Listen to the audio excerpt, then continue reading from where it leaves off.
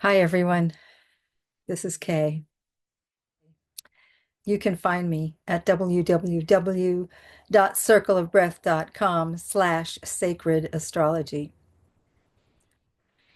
For some of us, this has been a really challenging month. I had the flu for a very long time, and then all of the news cycles are generating a lot of confusion and fear. So all of this is in the mind. There's a lot of it happening in action, which is what is confusing and frightening. I think I'd like to just do or convey my inner work in the astrology of this time. I know that the astrology is written not just on that piece of paper and in those symbols, but it's written in your body and it's written in your breath. And there are many, many fabulous astrologers out there that I listen to. And everyone's take on it has to do with their own particular consciousness and how developed their consciousness is and how they are seeing the world. So in my astrology, and the direct line to your consciousness is through the awareness of your body, which is the lower dantian, the hara, your breath, which is the middle dantian, and that includes your heart, and then your mind, which is inclusive of a whole range of energetic frequencies, from the most mundane and fear-driven thoughts to the most sublime and supported central witnessing of all that is. And that's, for me, is what the jewel of the Pisces new moon is. And that usually comes in for me on the dark of the moon, which is the 2 days before the new moon.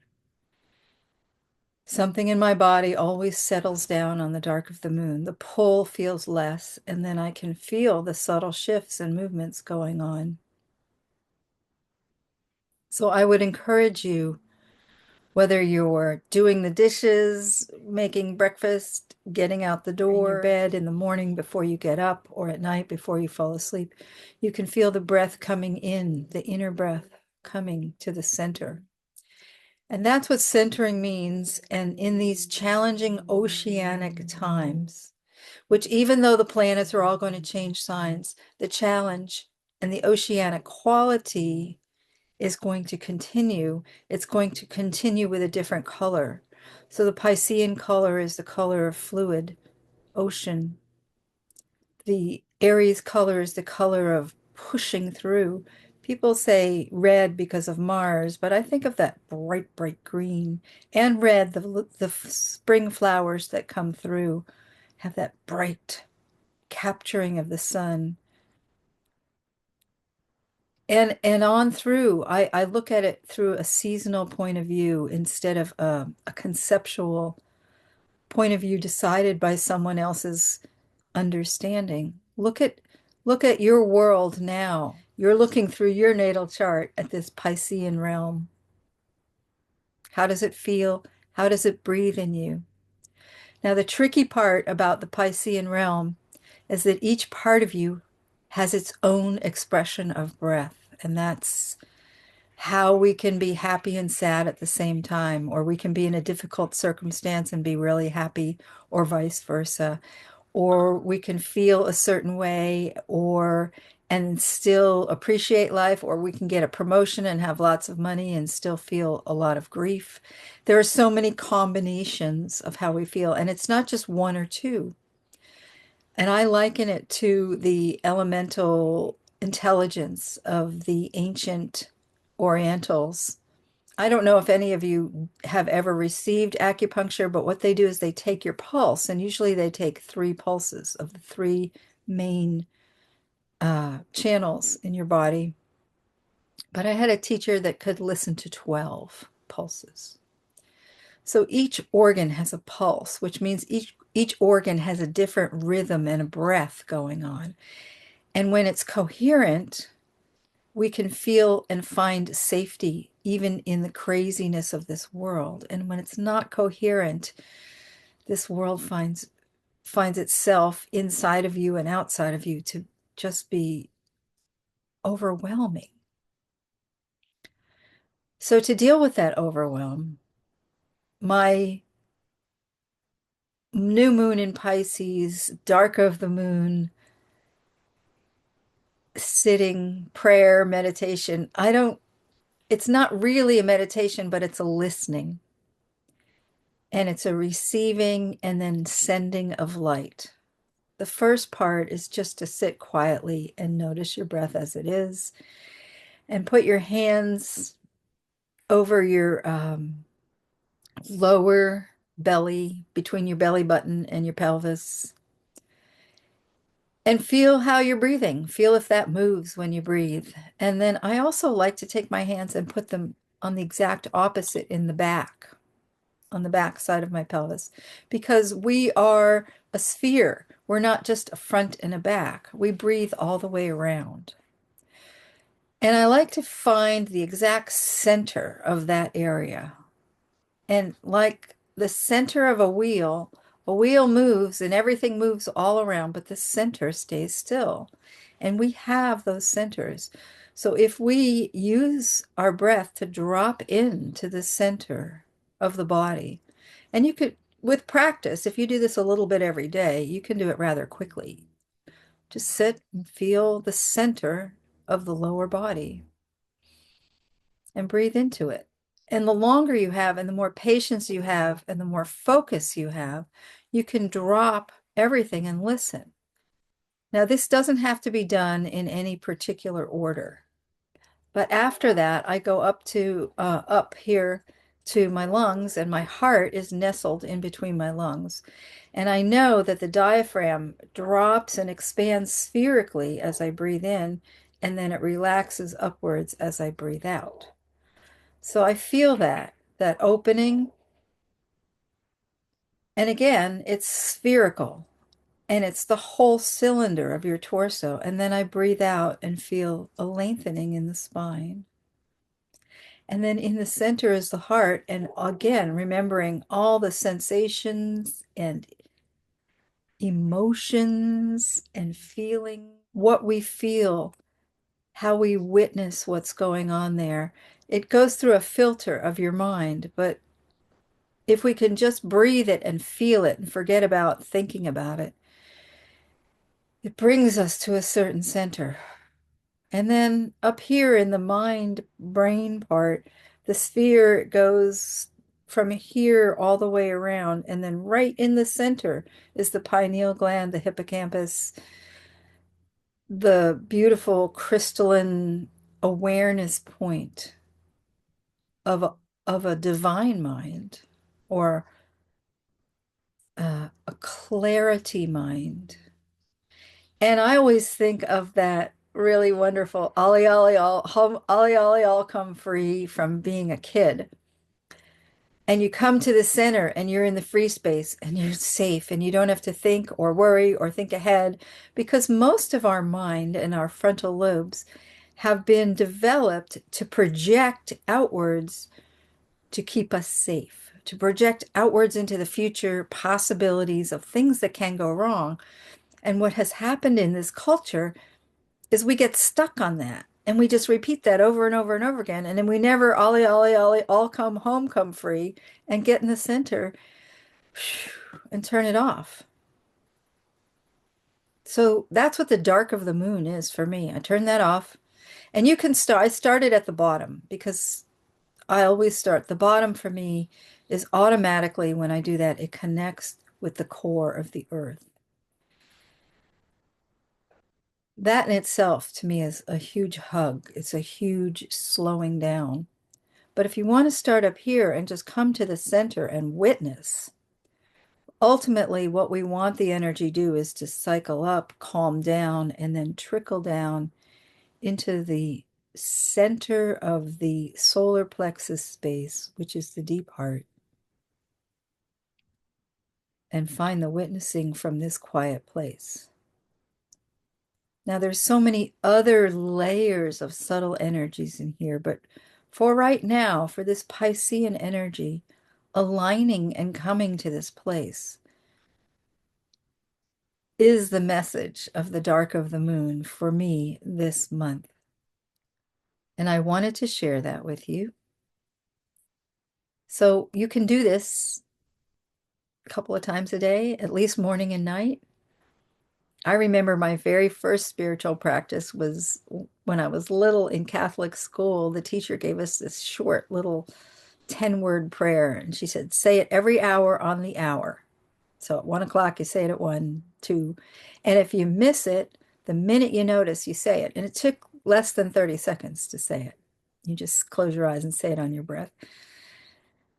And then you go on and wait for the next one. And if you miss two or three, well, when you notice, you say at least one and then go on. There's no guilt, there's no punishment, there's no nothing. You just, the minute you notice, you do it and then wait for the next one. And she gave us this little practice. I think I was 8 or 9 years old. And I did it for 5 or 6 years and never told anyone and never talked to anyone about it. But what it did was every hour on the hour, it brought me back. And then at night, I'd get all worried. Okay, how many do I have to say before I wake up? Doesn't matter. You know, if you go to sleep and you say 8 and you sleep for 8 hours, you're done. And if you forget, you just wake up in the morning and start all over the minute you remember and then get to the next hour. And you can do a few ahead, or you can do a few for the few that you forgot behind you. So if worst comes to worst, you do 12 in the morning and 12 at night. And really 30 seconds. So it's like 6 minutes in the morning and 6 minutes at night. It's not even 30 seconds. It's like 15 seconds. So I'm not going to give you that. It was a little Catholic school prayer for little Catholic school kids back in the 60s. So find your own 20-second prayer that connects with your body, with your heart, and with your clear mind. And when you do that, everything else lines up inside of you and the pulses vibrate together. And that is what is called coherence. And I think that the more conscious, self-aware, and uh, evolutionary oriented beings or spiritually oriented beings or humanly intelligent oriented beings, if we did that once an hour, the lining up would create a coherent frequency on the earth that can be felt and that may develop a power that's stronger than these raging incoherent frequencies are from fear and misinformation and aggressive verbiage and action. So it's a way of meeting the chaos with the inherent intelligence that's already inside of you. You just take the time and the moments to line up with it and breathe into it and give it life. There is a story, an ancient shamanic story about a young one. I don't know if it was a child or a student talking to an older one. I don't know if it was a friend or a teacher or a relative, and noticing, why are things so difficult? Why is life so scary? And the older friend says, there are many creatures and two kinds of wolves. There's the very mean, aggressive, hunting wolf. And then there is the wolf that lives in accordance with nature, takes only what it needs, takes care of its kin, and leaves the rest alone, becomes an integrated part of the ecosystem. And the little one, the young one, the curious one says, well, how do I connect with that? How do we get rid of the bad wolves and keep the good ones? And the older or wiser or more experienced who had heard this before said, the one you feed grows. The one you feed gets bigger. Starve the bad one, feed the good one. Not outside. Don't make a judgment on something going on outside. The wolf inside. The only part that we can change is the wolf inside. And if you spend 20 seconds or a minute every hour breathing and cohering into the center still place inside of your being, the still intelligence that's alive and radiating through you, if you connect with that every day and just the game of once an hour, and the minute you notice you miss it, you do it again. It was so much fun because there was no punishment, shame, beratement, authoritative, dictative, uh, trouble. If you missed it, you went, oh, I missed it. I'll do it now. And then the next one comes around. If you did that with your own prayer, your own intelligence, your own willingness to find the still center, the goodness of nature inside of you, something will blossom that you never imagined. And if we all do it, no matter who we are or what our belief system is or what our practices are, if we all do it with our own good heart, our own prayer, our own meditation, with a willingness to come to the center there's no division here. There's no judgment, because the minute you have a judgment, you have a polarity, and that polarity will not let you go to center. When you come to center, ollie, ollie, all come free. It's home, it's safe. You take an exhale and you lay everything down for 20 seconds. Okay, that's my new moon in Pisces. I don't want to call it a meditation, but it's my practice, my new moon in Pisces practice. And that will come through the year with me because it's serving me well in these oceanic times. And I hope that it serves you well too. Find a group to connect with so that your body is connected in larger than your small personal space. And you can feel that connection. And at the same time, feel that alignment and coherence and safety inside. Okie dokie. You can find me at www.circleofbreath.com. Bye.